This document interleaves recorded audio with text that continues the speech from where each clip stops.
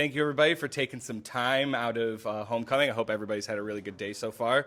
Thank you, Actives, for your hospitality during the cookout. I think you guys had a really good turnout with that. And, really, it's been a 2+ year process of, we had mentioned back at Christmas of 2022 at this point.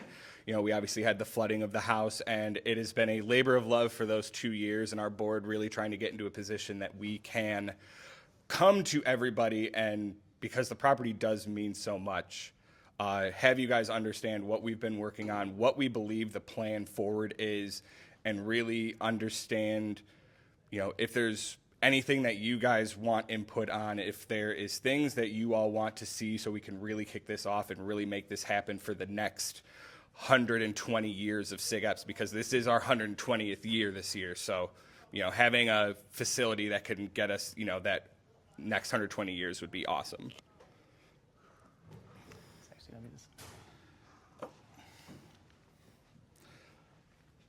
All right, so kind of talking about our plan here. So phase one, coming out of COVID, a lot of Greek life organizations on campus really got hit.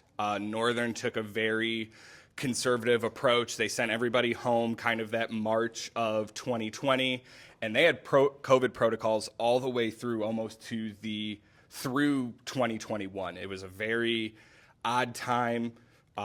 Greek life as a whole kind of suffered. Numbers were down across fraternities and sororities. The house, I remember I joined in 2021, and I think there was 5 people living there. I think we were maybe at 11 or 12. Quentin was the president at the time, and it was very bare bones, and it was really trying to reteach these brothers, how to be Ohio Alpha men, how to be SigEps, and how to succeed. So phase one was get stability. There's no housing project without a fraternity. There's no use in trying to raise money without getting these fine men who are sitting in the audience right now, getting all of these people in, getting them involved, and getting them invested on what SigEp can do with them. There was also a changing of, what is the alumni board doing? It was very much we were caretakers of the house. We were very kind of off to the side, let these guys, succeed, fail on their own merits, really try and celebrate them, but allow them to kind of do that on their own. That needed to change. The national model changed. Every other fraternity organization changed, where there is alumni participation and mentorship to actually help these guys understand how to plan events, how to recruit, how to get involved with philanthropy and fundraising, and actually work on those skills that then translates to out of college, getting a job, postgraduate education, things of that nature. And then turning around finances as well. When you're a chapter that is very low membership, all of that money's going to nationals. It's terrible. And then, getting membership up meant dues were coming in, activities can happen, and I'm sure one guy who I'm gonna have speak is gonna really speak on that.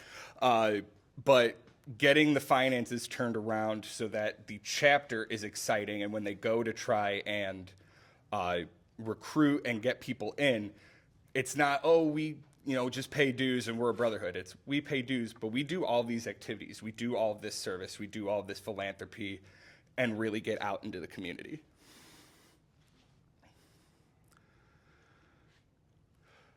So I'm going to have a couple guys come up and speak, but I first just wanted to. So kind of the current state, I joined in 2021 as the chapter counselor, which is sort of an advisor role, but it's not the president. That got split up by nationals. When I had come in that fall, they had started with 14 members, and we are currently at 44. So we are at plus 200% over the last 4 years, kind of since COVID. And we have greater social media presence. I think, actually getting stuff onto LinkedIn, getting stuff onto Facebook, trying to bring the beacon back as much as we can, having alumni events. We had a alumni versus active football game last spring that we're going to try and bring back, that brought back a lot of alumni, had a really good time. And then also really getting recognized for how well we're doing. So getting awards from nationals like Recruitment Award, I myself, not to toot my own horn, but I won Advisor of the Year thanks to their nomination. Thank you. Several new members of the years, Greek Athletes of the Years, President's Award for GPA, numerous Greek Week wins. Shelby, who is the Greek Life Advisor, she won an award through Nationals for Outstanding University Partner. So the university is also backing us as well, which is awesome. But at this point, I want to give a very special thank you to the 20 brothers who really kept this thing going. As you know, when the house flooded, all hope seemed lost. We all kind of stared at each other.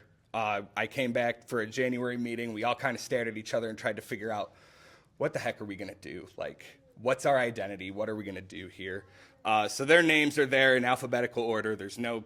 I find everybody as important as the next. But two brothers that I want to have come speak right now that are a part of this. So there were 6 new members that year. 4 joined right before the flooding. Oh, 3. Sorry, I didn't see you there, Drayton. So 3 brothers. We had 4 join right before the flooding and 2 right after. So if I could have Mr. Rob Whitty, Gavin Fitro, and Drayton Piazza come up. Rob Whitty is our current chapter president.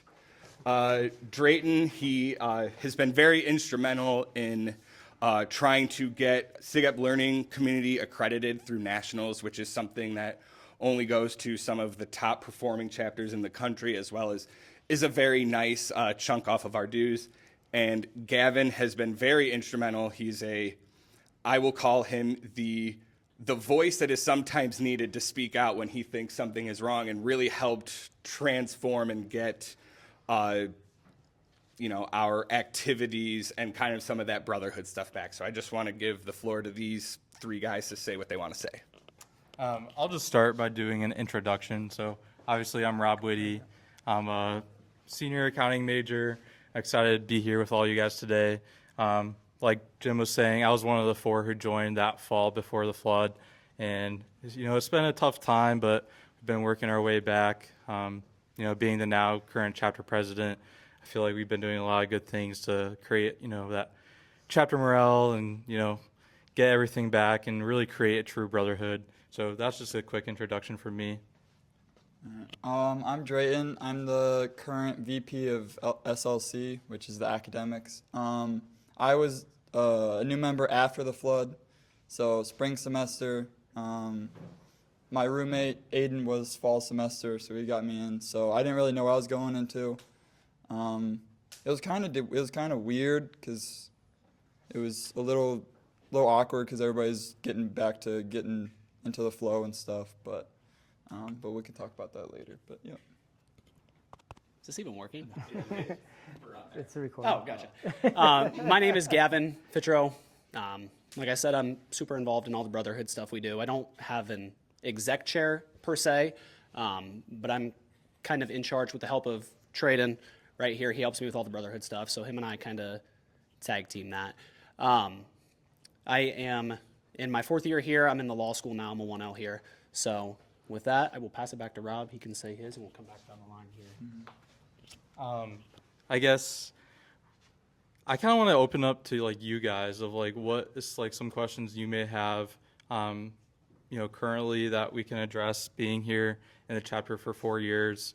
Obviously, like Jim was saying, I think, those 20 names up there, I mean, some of those guys were 5th year, so they weren't really around. It was more like a chapter 16 guys who was really around. So, we can talk more on that. What are you guys interested in? Any immediate interests? No? Okay.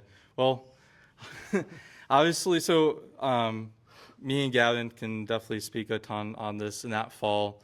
Obviously, we still had the castle. It was not in good shape. It was, me and him were definitely excited, kind of grow up in that castle, go through college in that house.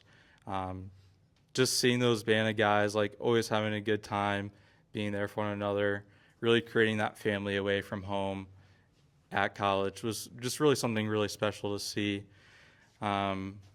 But, it was tough. We were the smallest chapter on campus at that time. And, SigEp was struggling. And it was tough. So that was kind of like the, first impression, like good group of guys who really cared about one another. But it was definitely hard to see like a chapter that was struggling at that point in time. I guess I'm just going to kind of give it off to Drayton right now to answer some like first impressions that he had during that spring semester. But once again, if you guys have any questions throughout this, us three would love to, give our input.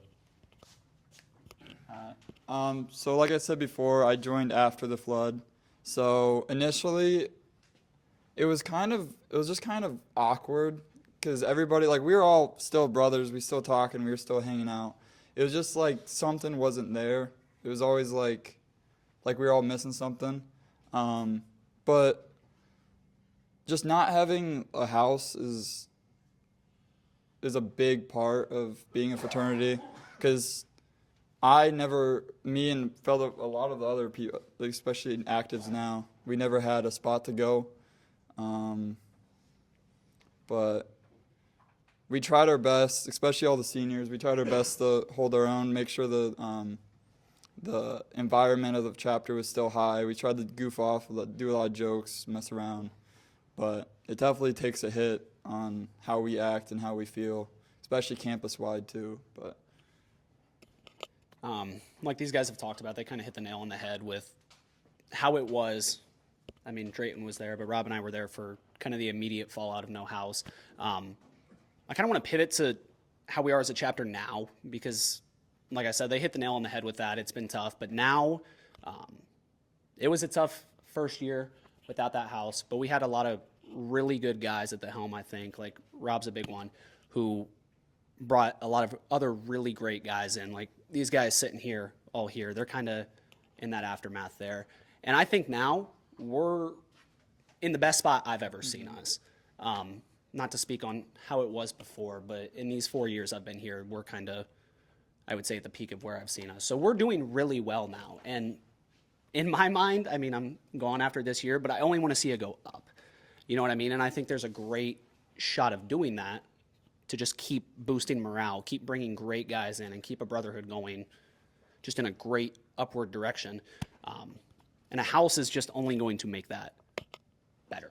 I mean, it makes everything a lot easier. Like Drayton kind of hit on, it's kind of hard to have a central meeting place. Like, we have guys that have apartments and they kind of turn into de facto SigEp houses, but that's tough sometimes. And a house would really kind of, I think, make a really good thing really great. So. All right, thanks for that. I appreciate you guys giving your input. We do have a question in the back. Hi, Rob Hollander, class of 87. So it's not really a question, but maybe to open up the conversation a little bit is, what is making me sad is the reference to before the flood and after the flood.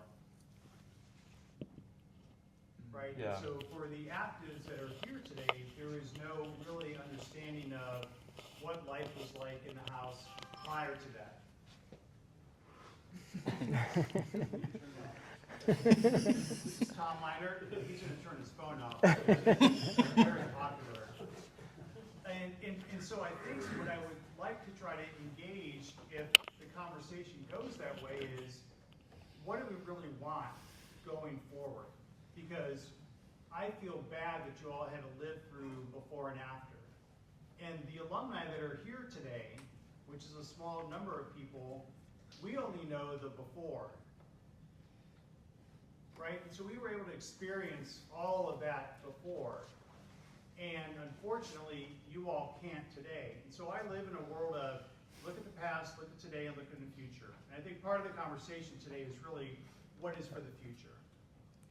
And so, it would be interesting for me to understand what is the hope and aspiration for the actives for not only today, tomorrow, and then a couple years after you're out of law school and you graduate and you come back and sit at the table in the back of the row and absorb everything because your life is taken over. So I would just like to be able to think about that conversation, if that is part of what you all want to be able to do, because we have a strong alumni that is able to step up and be able to help, but I think we also are going to want to lean into the current actives to what is it that you would want. I can tell you today, when Tommy and I were here back in the late 80s, what we would want from a new house is totally different from what you all would want for a new house. Right? So there's got to be the blend.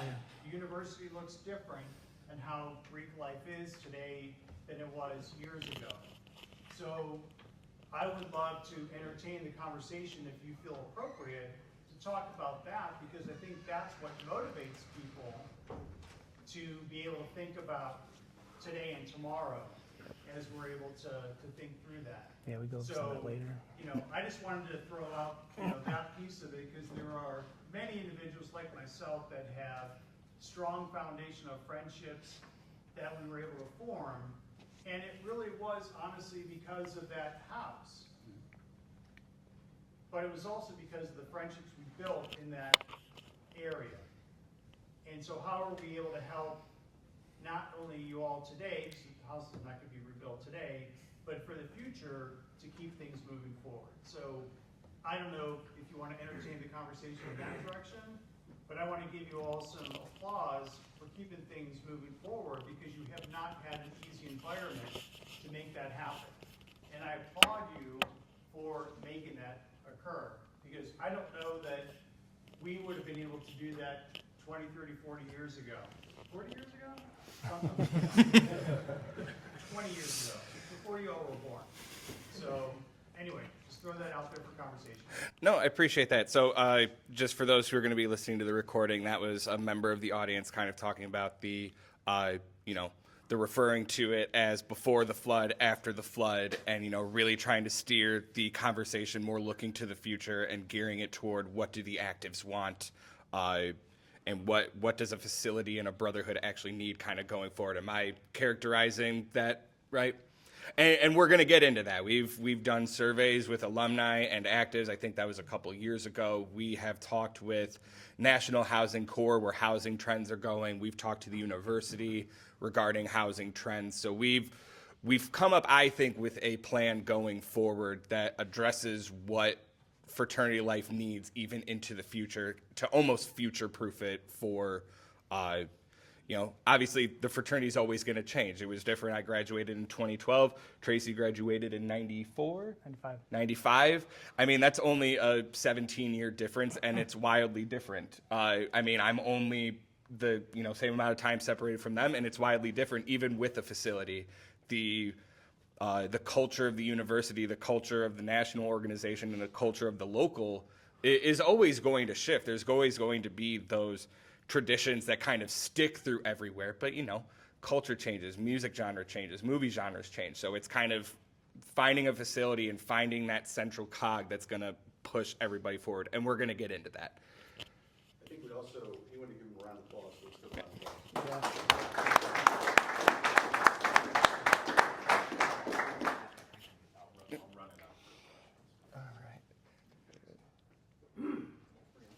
All right, so kind of going phase two, paying off the mortgage, which we did through the mortgage initiative, and then with, the house flooding, the insurance money that came out of that, we paid off the mortgage in full. And as we were just talking about, evaluating the housing needs, talking with National Housing Corps, talking with the university, talking with other fraternities, talking with our members and our alumni to understand what we want. And then, starting to get into like a housing authority formation. And I'm tired of hearing myself talking. I hate talking to large crowds. So now that we're kind of getting to the meat and potatoes of the actual housing portion of this, I am going to hand it off to our VP of Housing, Tracy Hawker. Hi, I'm Tracy Hawker, and you hit the nail right on the head about. You got the mic right. Okay, yeah, you hit the nail right on the head about what these guys need in the future and stuff, and that's what we're going to address here tonight. We do definitely, and I'm glad you guys applauded these guys, because literally COVID took out our knees, put us on our knees, but the flood almost knocked us out. And when I say knocked us out, we were probably within a couple weeks, if not a month, from either bankruptcy or a big bailout from one of the alumni and stuff. And these guys stuck with it. They, went through everything. We did what we talked about, the mortgage initiative. That paid off half of it. The flood paid off the other half with the insurance money and stuff. With that, we were able to take care of that house and get rid of that huge expense that was actually strangling us as we were going forward. This last part, I want to hit on this housing authority formation. This new house isn't going to be like the old house. It's going to be new, up to date, and we got some awesome ideas that I'll go over in a little bit. But the housing authority is going to be a group of either alumni or a company that we hire that's going to run this as a rental property. Why are we going to run it we're going to run it as a rent by room type rental property. That means there's going to be leases, there's going to be deposits, there's going to be consequences if you put a hole in the wall, stuff like that, stuff that we need to take care of to protect this house going forward. And I just want to hit that right on the top, because I know that's a concern. It was a concern for me, but it's also a concern for some of the other alumni and stuff too. A little bit about myself. I have 4 boys. 2 of them are in college. 1 will be in college next year. So I have a little idea of what college kids are looking for. Talking to these guys, a lot of these guys in the last couple of years, I have a really good idea of what they're looking for. Some of the things surprise me a little bit, but it's a lot. Like you said, it's a lot different than when we went to school and stuff. Skip one. So we did a survey a couple years ago, and we've been talking to nationals. Just a little highlights from the survey. It was about a 10-question survey, but 100% view the house very important for survival. I can't agree with that any more important. The actives that are here now, how important? If it's important to have a house, raise your hand. You can see 100% right there. Now, why is it important for these guys to have a house? The most important thing is, like you said, a place where you can build that brotherhood, that foundation, that stuff. It's different than we are. It's not a huge party house like when we were there and stuff, but it's more of a residential area. So we got hit more on amenities, different things like that. 90% view it important for recruitment. I think it's very important for recruitment. When you're trying to talk this new freshman into joining the fraternity, do they really want to join the fraternity, have that added expense, and still live on campus?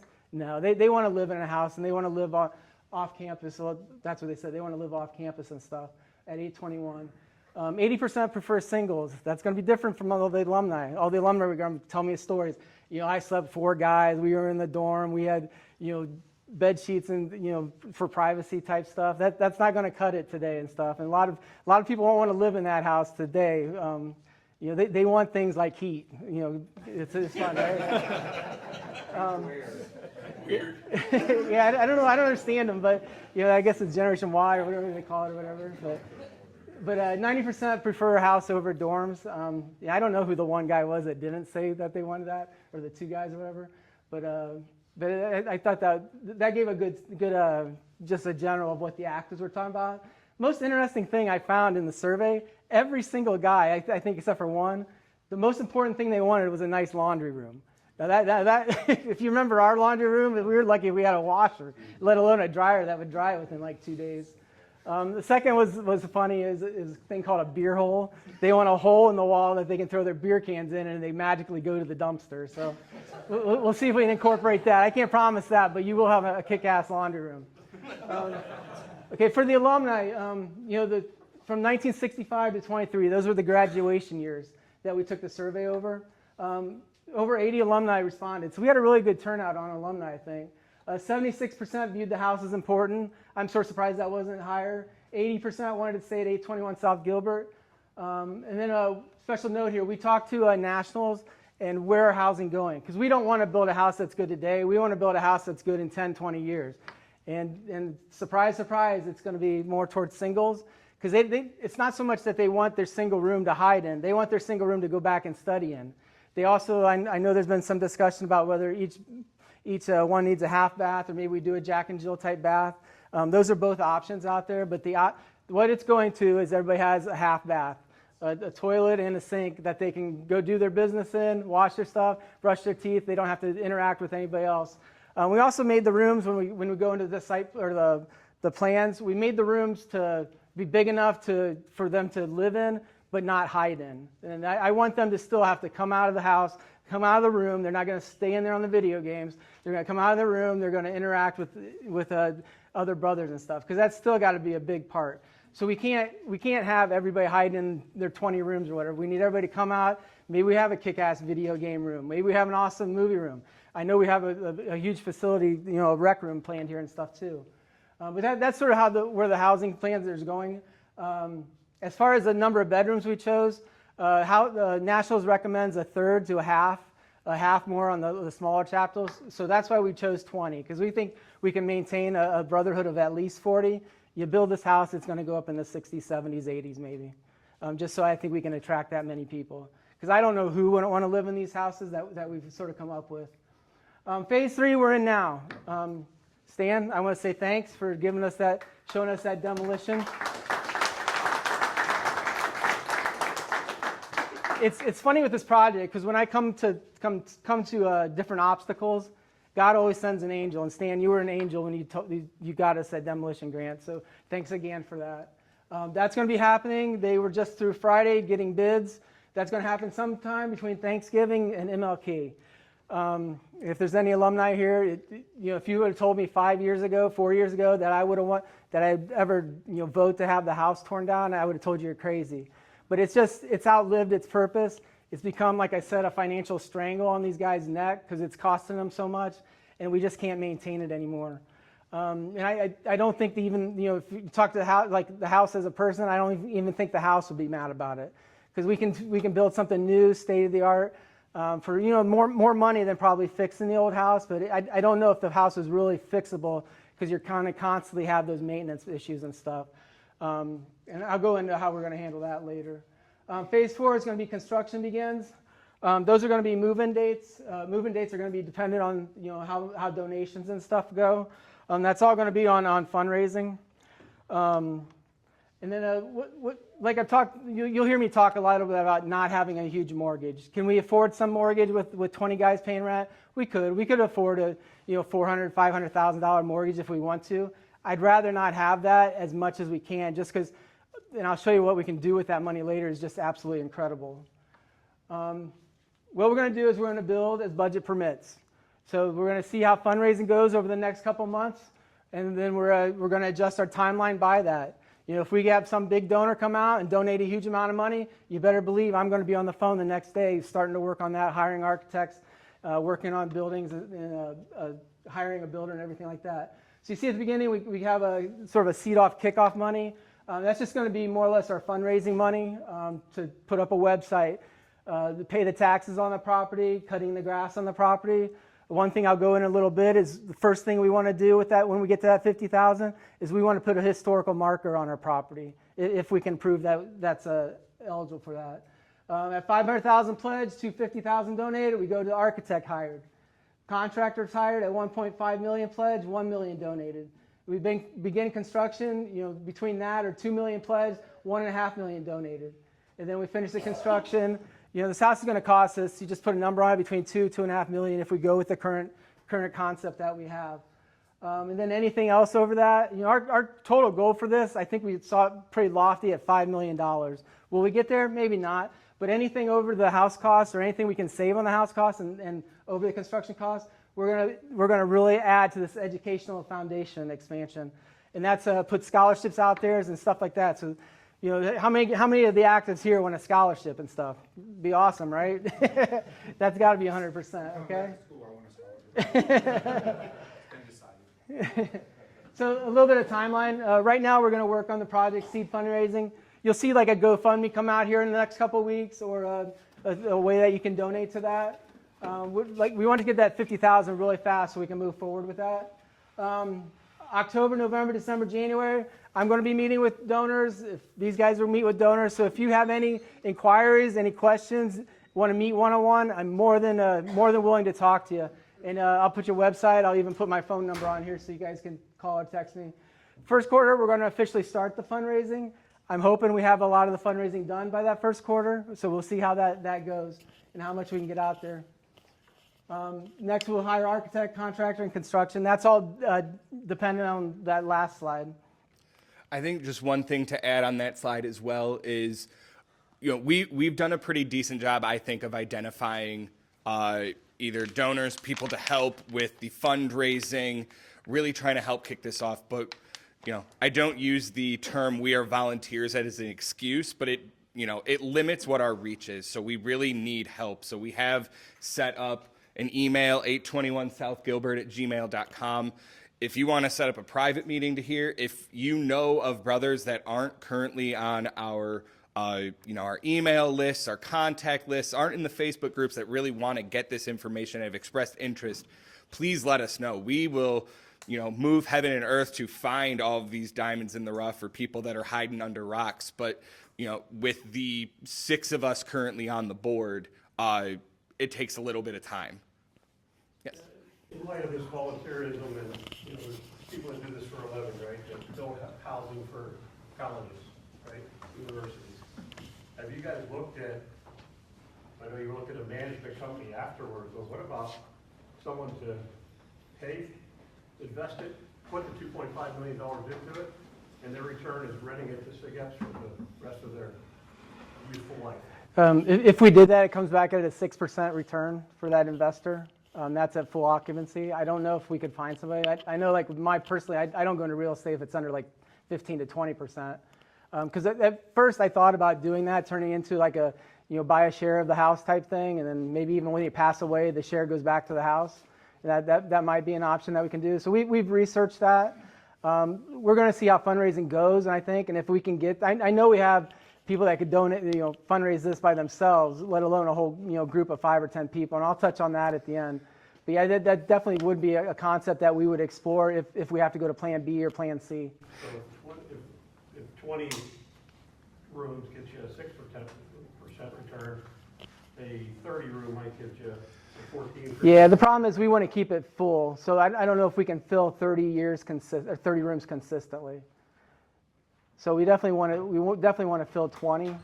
Like when I was here in the 90s, our chapter was, Quentin was probably in the 80s, right?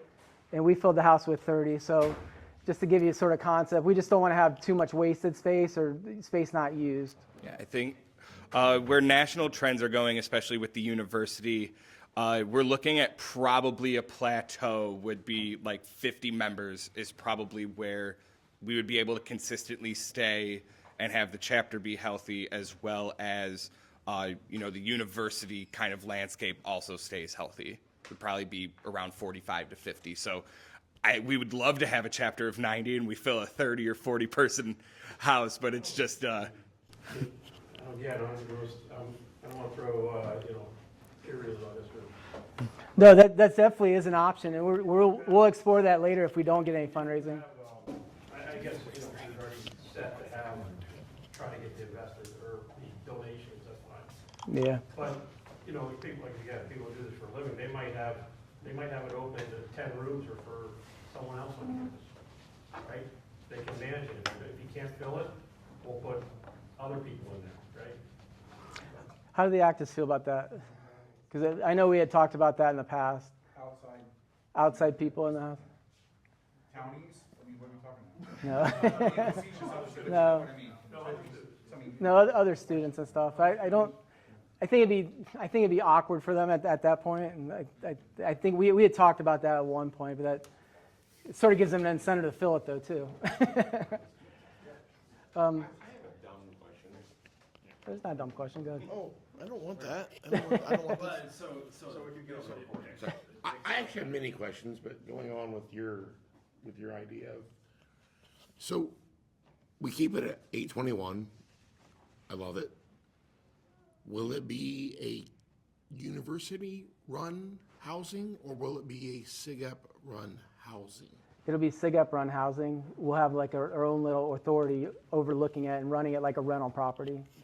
We would still be considered university housing. That way we can have sophomores through seniors there, not just seniors there. Okay, so It will, as long as we follow all the stipulations with the university, have all the safety, be up to building code, then we'd qualify for university housing status. just like we always were. Yeah, exactly. Yeah, be exactly like what we're used to. Next thing I'll go through is just real quick about the historical marker. First thing we want to do when we hit that 50,000 is apply for one of these. This is usually costs between $4,000 and $5,000. We want to have a really cool picture of the old house on there and how it was the site of the first house built specifically for fraternity use in Ohio. We would need to prove that, so I'll need some somebody to help me with documenting and finding that type of stuff. When we talked about our housing, we came up with a need list. Our number one goal was to have no mortgage. We want a home, not a dorm, or I put jail up there too. But if you look at all the plans that Nationals will send you, they're all dorm plans. There's like dorm, or sell if you're talking about a jail. We don't want to have that. We want to have something that flows into a house, because I think that was sort of what was special about our house, the old house at 821 South Gilbert, was it was a home, not just a house, and it wasn't, built out of all just concrete and everything like that. House 15, 20 members, I touched on that just because that's what Nationals recommends. State-of-the-art fraternity complex, maximize the options of the property. I'll talk about that, about as far as like where we want to place the new house, what we want to do with the land and stuff. State-of-the-art, think of laser printers, think of, ink printers, any type of special type of stuff that we can help people with their studying and stuff. Adaptable and use and structure. This is huge. Because the reason we more or less can't fix up the old house is because it's reached its age on what we can do with it. The new house will be able to, let's say in 30 years, they have some virtual requirement where they have to do something in virtual thing, and they're showing how to do like electrical engineering type stuff or whatever. Well, we can build that room into the house. We don't have to move any load-bearing walls and stuff like that, which I'll go over with you. Areas for outdoor and indoor events. This is both actives and alumni. There's some stuff we could even maybe do in the summer. Amenity-rich college experience. Think Airbnb of the college experience. I would love these guys that show up with their car with their sheets for their bed, their mattresses already there, their TV's already on the wall, stuff like that's already there. That's what I sort of envision as sort of the future going to. And like I said, who wouldn't want to live in a place like that? Safe environment to live and thrive. And I should have highlighted safe, but the house the last couple of years I don't think was safe, especially even now it's not safe. That back deck is about ready to fall in, I believe. I'll give the actives some credit because they came up with this tagline: "New beginnings, embracing the past," and that's what we're thinking of. If we can't save the old house, what are we going to do for the new house? And this is what we're going to do. We're going to take the old house and we're going to put it in the new house. We're going to incorporate different things of the old house and put it in the new house. So we're going to try to transfer that as best as we can. You read that little thing at the top, and I thought that was a pretty good saying that came up. I don't know if you know any of these guys.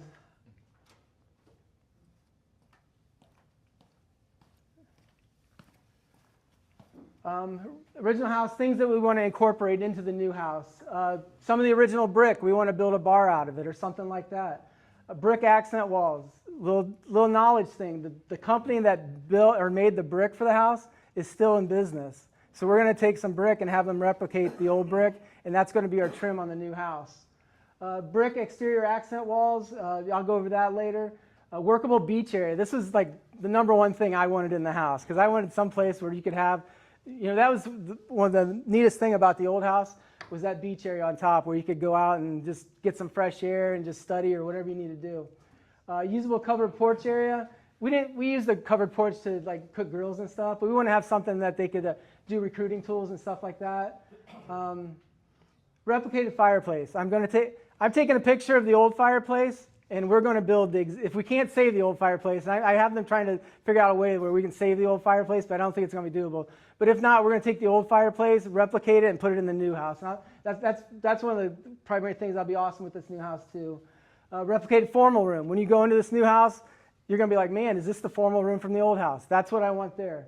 Some other ideas we had is Olga Bentley Memorial Library, Frank Lyons Memorial Kitchen. There will be no cigarettes in there. We're going to attach a front door, attach the original front door. The door that you entered on the left as you walked in the house, Brother Romig has that in his house, and I think it is the original door because it weighs like 300 pounds. So he has that, so we're going to put that on the new house too. You can't really see it in this picture, but the architecture from the old house had these really cool eave supports, and I'll show some pictures of ideas for that too. And then you guys might not know the older ones in here, but during our age, we found 2 stained glass windows in the house covered up by drywall. So we're going to try to take those out and put those in the new house also. And then if you have ideas for Easter eggs, email that address and just say Easter, put in the subject line Easter egg and what you want me to put in the house, and we'll hide it somewhere in the house. So I want to have so much history in this new house that it starts like fresh. Now I'll go over like the site plans. This is going to be, I made one slide, and I maybe should have made this like 2 or 3 slides. There's 3 options for putting the new house on the property. We have a 75-foot setback that we have to stay back from other properties. That's just how we can keep having a fraternity at the location. Option number 1 is keep it right where it's at. We tear the house down, in the fall.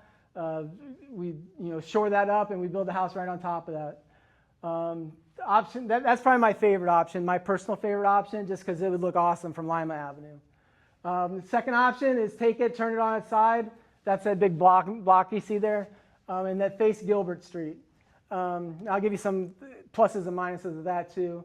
Other option is to turn it and just bring it down to the bottom right corner in that section.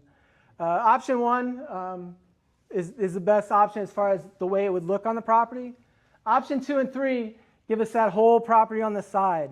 So if you think of it now, instead of having just a little bit of yard around us, we would have this whole huge yard to use on the back part of the house or the side of the house.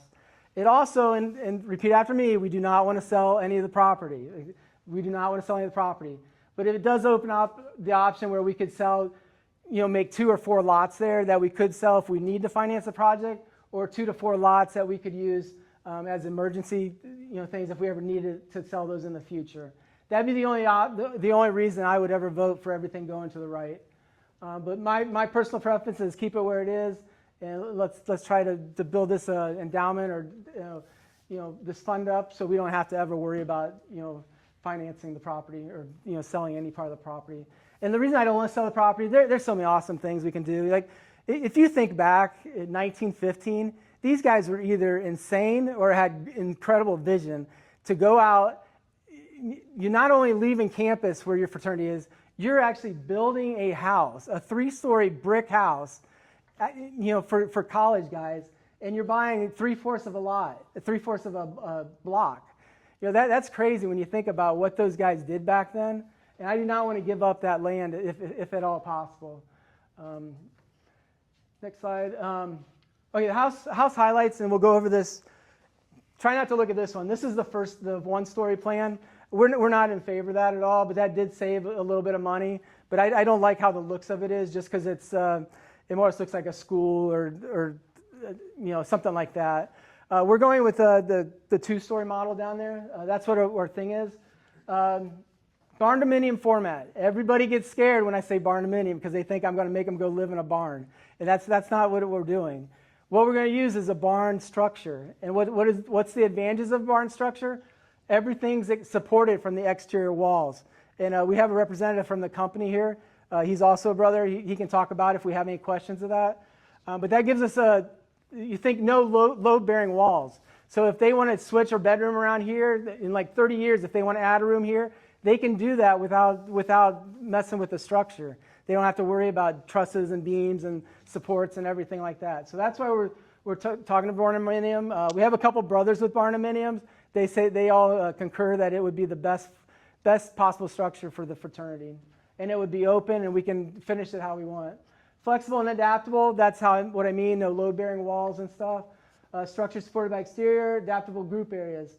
We want to have areas where they can have their engineering friends over and work on one project. Maybe they have their pharmacy group over here working on this project. But open up that area when we want to have brotherhood and have like 60, 70 guys in there hopefully someday. State-of-the-art technology. We want to have the best Wi-Fi, the best type of stuff on thing. Like I said, a lot of stuff built into the house already. Then older guys won't understand this, but the push toward everything is single bedrooms with a study desk, a private half bath, and a lofted bath. Reason we want to have that lofted bed and the study desk is there, then we can accomplish some of that for tax write-offs or use some of that for tax-deductible donations for some of the bigger donors.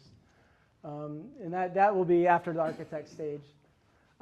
This is the basic perspective of the building.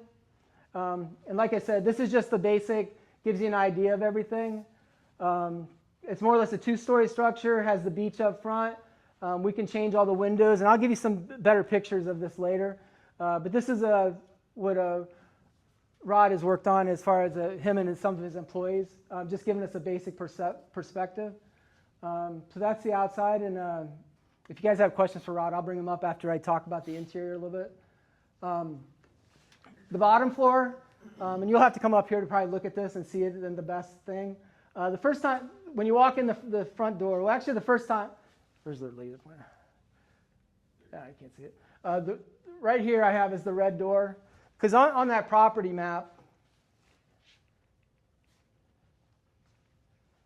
over here is 821 South Gilbert. So I want to make sure we keep that address.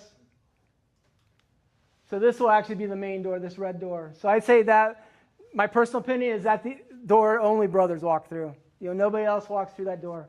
The main doors, main other doors will be in the front of the property. I have library study, but I want you to think of this. Library study is more or less for that tax deduction, and we'll have to work with an architect on that as far as deductible space and stuff. But think of this more of like a museum type thing. You walk in, you have like study tables around, but in the middle of those study tables you have maybe a podium of Frank or a podium of Olga Bentley. And on that podium you have a button. You push that button and you actually hear brothers talk about Olga, what she meant to them. Or we even have recordings of Frank, so that'd be awesome to go in, hit a button on Frank and hear his voice again. I think that'd be pretty cool. It'd be X-rated, I'm sure, but but the reason we came up with this is, then we have you'll see 2 conference rooms and a formal area. Those walls in between will fold up, so you can actually have one big formal area, or you can close it off most of the time and have conference rooms for people to study in. Mechanicals that are down there. Every bedroom is set up, like I said, with a single or a full-size bed, and they'll have their half bath that they want. When you start to look at, I know somebody had mentioned before about having Jack and Jill baths, but when you start doing this with Jack and Jill baths, you're more or less using the same amount of space because you're using 2 doors to come in and have one in the middle. It would save you on 1 toilet, 1 sink, but I think this is a much better option if we're going to get to that point. And like I said, these are concepts, and we're more than willing to take any type of comments and stuff. Out front, you'd have this awesome patio. We'd probably be even bigger than that. A place where they can study outside or just hang out. I'd like to have one on the back too, like a barbecue type area. The bottom area is more or less the study area. That's going to be more study focused, more what they'll use during the week and stuff. The top floor would be more or less what they use to the recreation type aspects. So they have a dining rec room. Just think of a big room that'll have like foosball table, pool table, whatever else type of games we have and stuff. Maybe video games on the side. We have a pretty good sized movie room. We might have to update that a little bit, make it a little bit bigger. Kitchen. This is just a concept. We thought about moving the kitchen to the right and making it open, so we get rid of some of those walls. And then everybody wants a weight room too. And like I said, what we're trying to do is pack as many amenities in this house as we possibly can, because that's what's going to sell it. What the house has become today is more of a amenity-rich thing. That's what people are looking for. For us, it was more, can we do a party here, have a party there type thing. These guys will still have their social events, at times and stuff. The house is typically dry and stuff from nationals, from what I understand. But this at least gives them an area to do that, chill out, and actually make brotherhood memories. So when you talk about memories, this is the floor that'll happen on. And I'm sure some crazy stuff will happen here. But so little concepts. We have the half bath in every room, and then we have more or less 4 showers scattered out. Those will be single showers. The reason we didn't put a shower in each room is to save cost, and also the mold mildew thing, because these guys aren't going to take care of the shower area. So those are going to have to clean over like breaks and stuff like that by professional services and stuff. Plus, it keeps all that moisture out of the rooms too. My one son in Marshall had a shower in his room in his freshman dorm, and they got mold in there and stuff like that. It wasn't a healthy living environment. So we want to limit that as much as possible that we can. Kitchen, I'm thinking, I'll go over some pictures later. We have like 3 or 4 fridges, maybe a fridge for every 4 rooms, 5 rooms. We have a bunch of microwaves and stuff like that to go with that, and a stove and stuff. Okay, so this gives them some idea, some actual pictures of some of the designs. This gives a good picture of like the front, and we could change that. That brick is going to be the house brick, the brick color. That isn't actually a garage. It's not going to be a garage type entrance. But this gives you just a general concept of what the front of it looks like. The second photo sort of shows you how we can have brick at the bottom. I would go up to at least 4 to 5 feet rather than just the 3 feet they did, just to more pronounced. I really like the wood trims. I would like to have that not be actual wood, but something that looks like wood, so it's long maintenance. It shows you the board and batten type stuff. Some examples of these are down here, if you want to look at that. But that gives you an idea of how that doesn't look like a barn. That looks like a house, but it's still a barnuminium. So that gives you some concepts here. On the left, I talked about those trusses at the roof. Do you guys remember seeing those on the house now? Those trusses? Yeah, they're all around the outside. We do something like that to sort of bring the old house into the new house. Kitchen, I say we do it sort of industrial, easy to clean, easy to maintain. Instead of cabinets at the bottom, I would have lockers. Everybody can put their food in there and lock it up if they want. Instead of having those bottom cabinets. The metal walls is sort of growing on me just because it'd be easy to clean and stuff. Makes it a little more modern.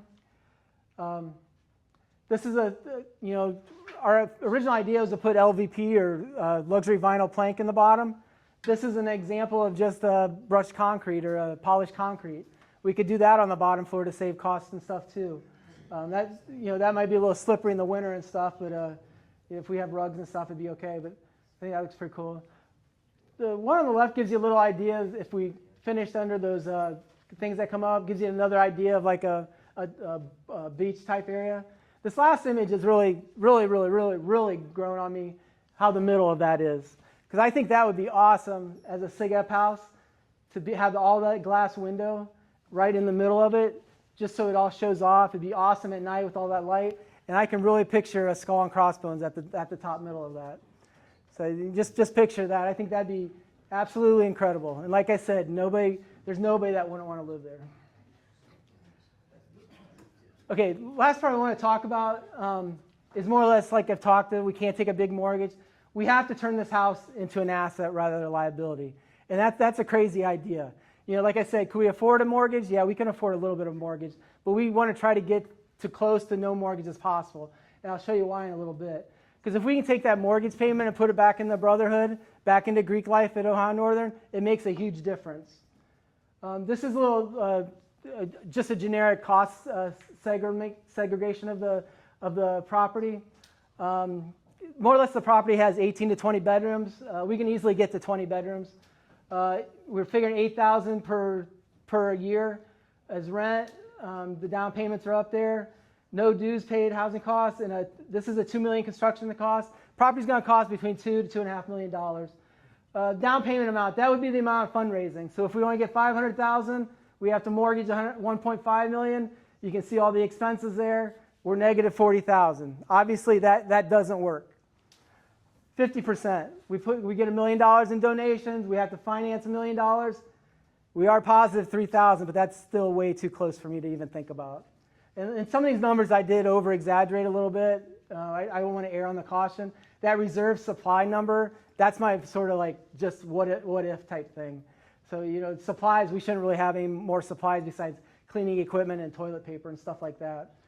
But I want you to go clear to the right, and I want you to look at if we fundraise the entire project, it had no mortgage. All the expenses were positive $92,000. $92,000 a year. Now let's say, it's probably going to be closer to $100,000 if we had no mortgage. What can we do with that $92,000 to $100,000 that we have every year? So let me ask the actives. If you're looking at SigPi or looking at Delts, and everybody's $1,000 a year for dues, but we're able to say, yeah, it's $1,000 for dues, but you get a $500 scholarship, wouldn't you want to go to SigEp rather than those other places? So that's what I mean. I have scholarships listed. Improvements, we can constantly improve the property. We can add new volleyball courts, we can add basketball courts, stuff like that. We can finally do the freshman balanced man scholarship. Every freshman comes, you get $100.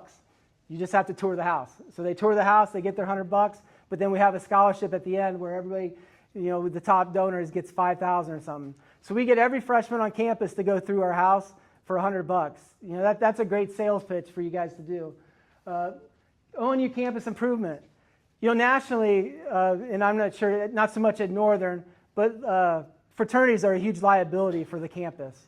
Because you have this organization, you don't want to get rid of them because that's where a lot of your donations come from, but it's also a huge liability with them doing wrong things and stuff. So instead of being a liability, we actually become a donor to the university. We go in and we put $20,000 into university capital improvement. You know, maybe we go buy the scoreboard at Kinghorn or something like that. Of course, we put our name on it. That might be part of the stipulations, but something like that gives us idea. Greek recruitment, we put money into Greek. My son went to Marshall. He toured SigEp. He wasn't a SigEp. Their SigEps down here are not SigEps here. They're just a totally different breed. So he joined another, Alpha Tau Omega. The more I get to know these guys are the SigEps of them down there. So every fraternity is going to have their own members, and not everybody's going to fit into SigEp. Some people will be Delts, some people will be Sig Pi's. Our goal is to try to increase Greek life, period. Both as far as SigEps, but also as far as Greeks in general. And then development trips is let's take you guys on a trip somewhere where you guys learn some skills or do some fun activities and stuff. Other uses we could use for this money is a house cook. I'm not sure if you guys would want something like that anymore. Cleaning services, we come through, that's going to be part of the package anyways, but we actually have something that does that.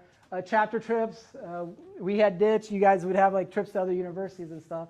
Another one is a house mom that some other people are up. I'm not sure how the younger guys would do with a house mom and stuff. Like, just out of curiosity, you would like it? Okay, that surprised me.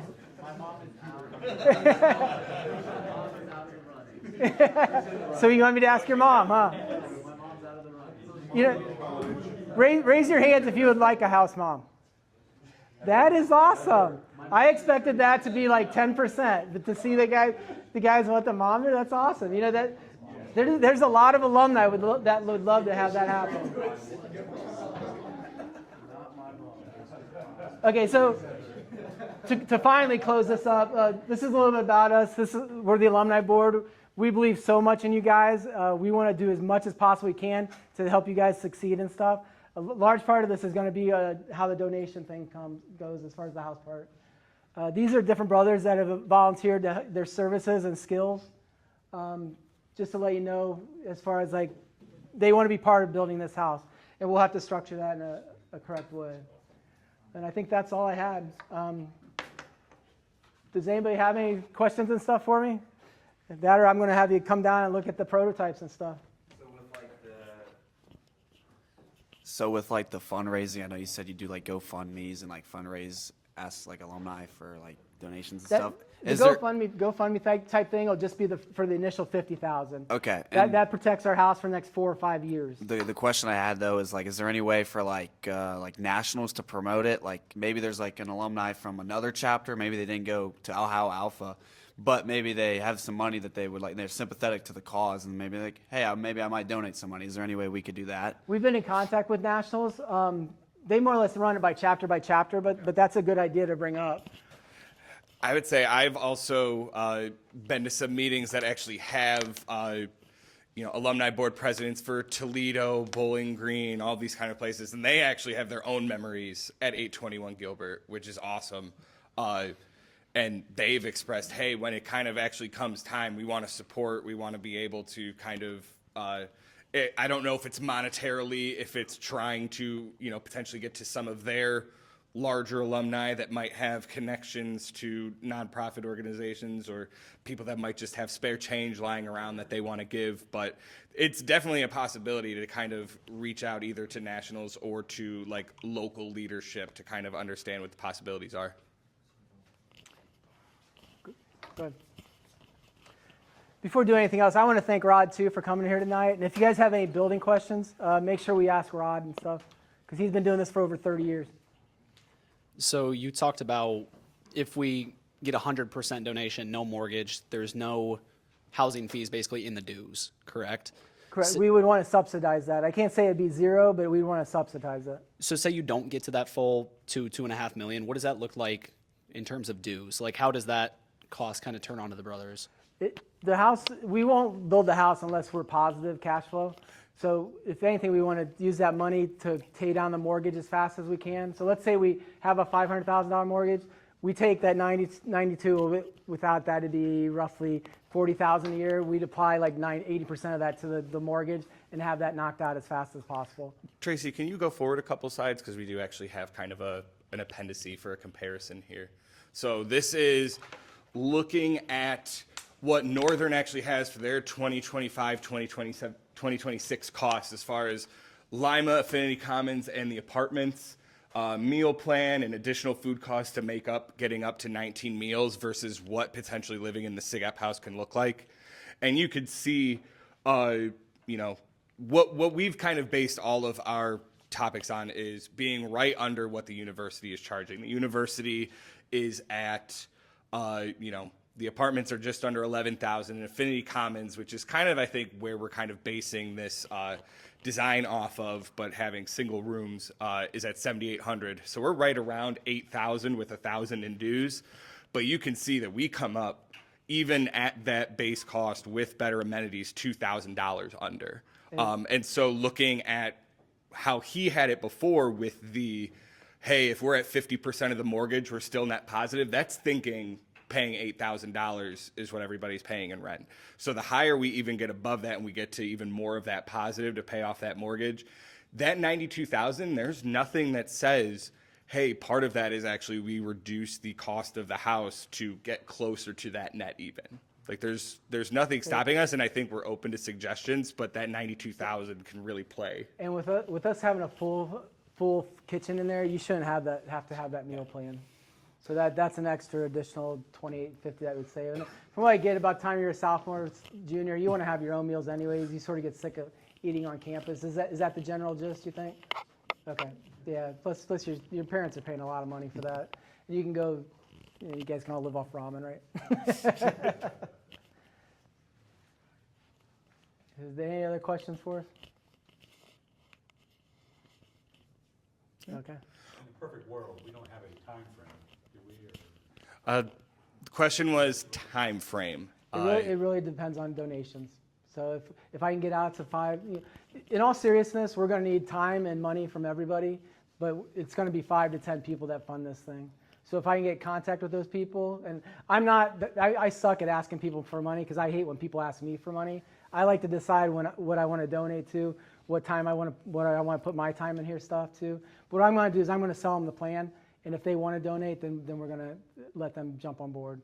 And we've talked about having rooms named after brothers and stuff like that. That might be a sell. I'm not sure how much we want to commercialize the house, but we'll find that out pretty short. But if you like I said, if anybody knows anybody that's thinks that they'd be interested in donating 100,000 more, then definitely have them talk to me because I will personally meet with them.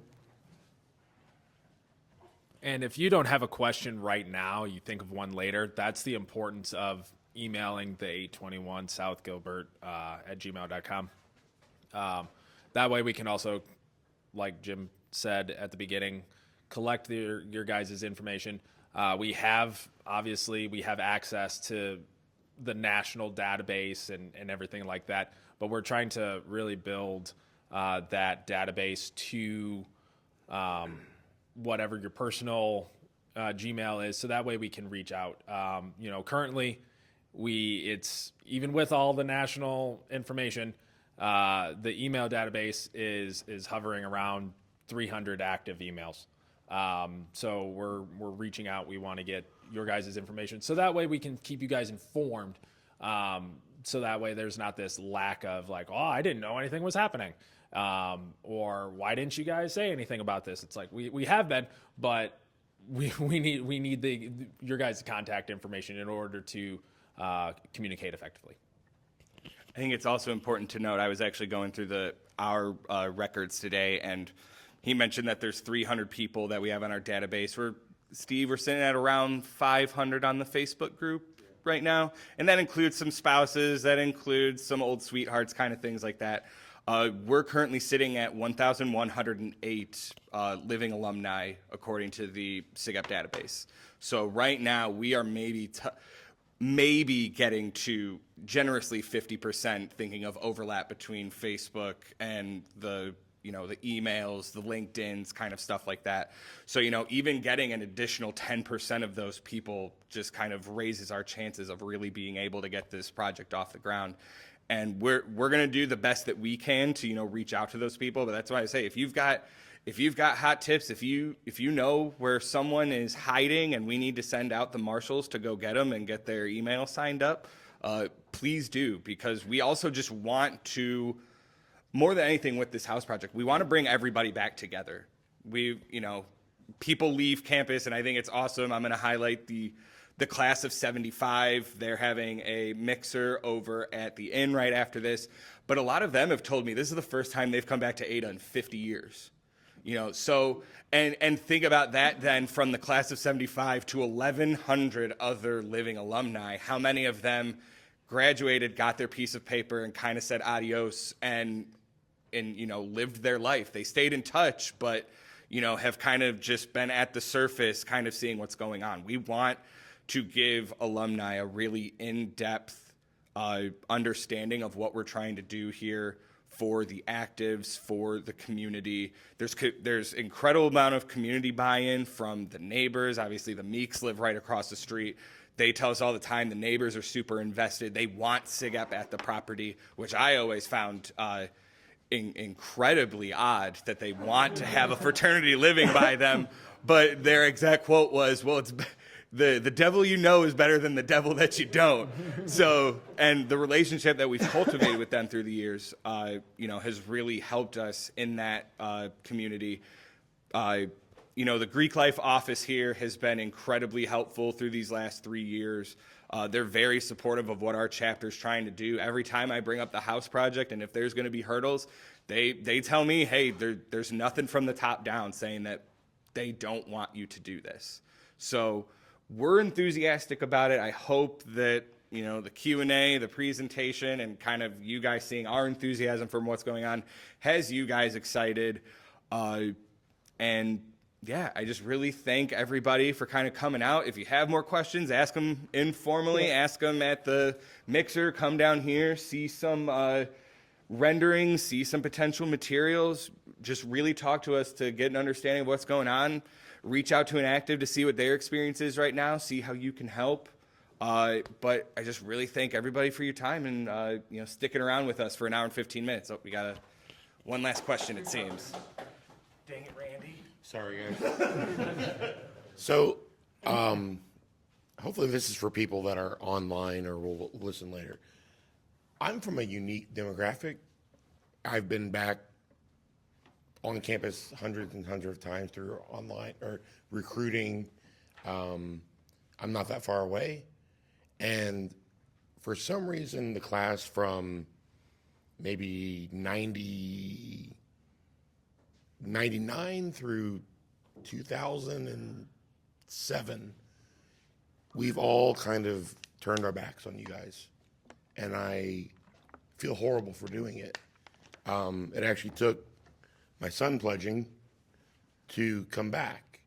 The house is gone, and we just kind of stopped coming back.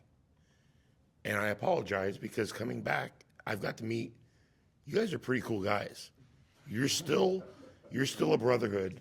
You're still a tight-knit group of guys. And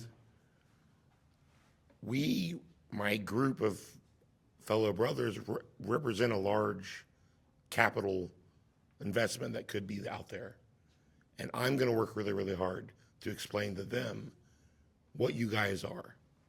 But you guys, through social media, can also keep posting your stuff on Facebook. Post everything. Post all the events you guys are doing. Get it out there so people, like from my group, realize that SigEp is not dead.